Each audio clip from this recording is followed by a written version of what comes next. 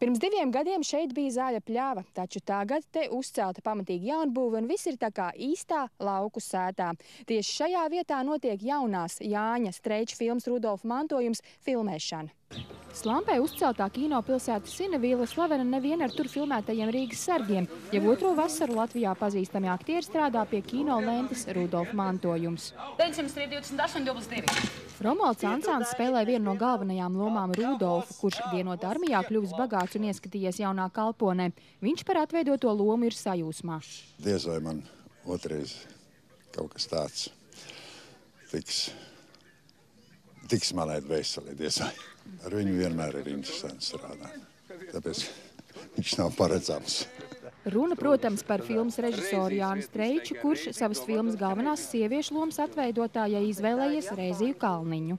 Tāda manē glezna, tāda impresioniska bilde. Jā, labi.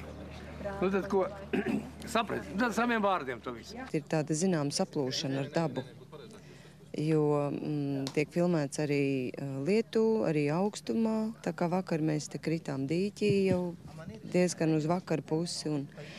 Jā, bet tas Streiča tā spēja pārliecināt, neuzdot liekas jautājumus, vienkārši to dara, tāpēc, ka tā vajag.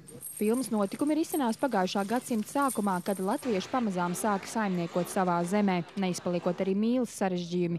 Režisors apgalvos, sen nav strādājis ar tik profesionālu filmēšanas komandu. Šeit izspiež maksimumu no cilvēkiem.